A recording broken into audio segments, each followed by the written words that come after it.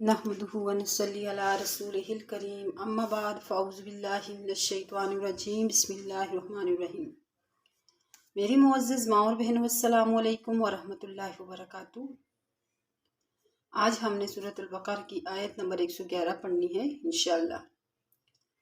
بسم اللہ الرحمن الرحیم۔ وَقَالُوا لَن يَدْخُلَ الْجَنَّةَ إِلَّا مَن كَانَ هُودًا أَوْ نَصَارَىٰ۔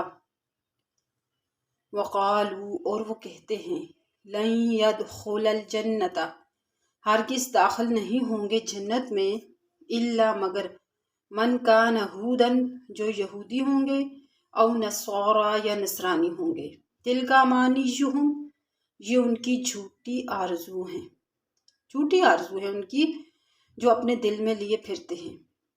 اللہ تبارک و تعالیٰ نے ان کو چیلنج کر دیا کہ اگر تم ہو اپنے اس قول میں سچے کہ ہم ہی جنت میں جائیں گے، قل کہہ دیجئے ہاتو تو تم لے آؤ برہانکم اپنی کوئی دلیل، یعنی میں نے جو کتاب نازل کی اس میں تو میں نے اس طرح کی کوئی بات نہیں لکھی، اگر تمہارے پاس کوئی ایسی دلیل ہے کہ تم جنت کے حقدار ہو تو تم لے آؤ، ان کو تم صادقین اگر تم ہو سچے، اگر تم سچے ہو۔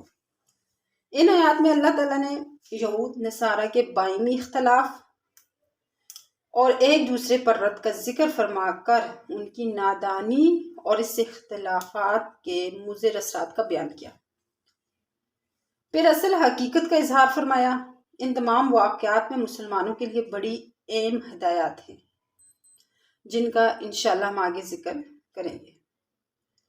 یہود اور نصارہ دونوں نے دین کی اصل حقیقت کو فراموش کر کے مذہب کے نام پر ایک قومیت بنا لی تھی، اور ان میں سے ہر ایک اپنی ہی قوم کے جنتی اور مقبول ہونے اور اپنے علاوہ تمام جتنی بھی اقوام ہیں، قومیں ہیں، ان کے بارے میں یہ کہتے تھے کہ یہ جہنمی ہیں، دوزخی ہیں اور گمراہ ہیں۔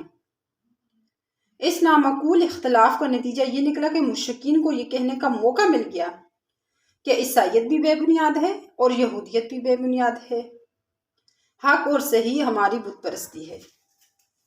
حق تعالیٰ نے ان دونوں قوموں کی جہالت اور گمراہی کے متعلق فرمایا کہ یہ دونوں قومیں جنت میں جانے کے اصل سبب سے غافل ہیں، کہ جنت میں جانے کا اصل سبب کیا ہے۔ بھلا من اسلم وجہہ للہ، کہ صرف نام کے مسلمان ہونا وہ بھی جنت میں داخل ہونے کا سبب نہیں ہے، تو تم یہود و نصارہ کیسے آرزو لگا کے بیٹھ سکتے ہو؟ تو اللہ تبارک و تعالیٰ نے اس آیت میں ان کو منہ توڑ جواب دے دیا۔ کل انشاءاللہ ہم آگے اس کی جو ہے آگے مفصل جو تفسیر ہے وہ کل انشاءاللہ ہم پڑھیں گے، کیونکہ اس میں آگے کچھ کافی ایسی باتیں ہیں جن کو تفسیر کے ساتھ بیان کیا جائے گا انشاءاللہ۔ وما علینا الا البلاغ۔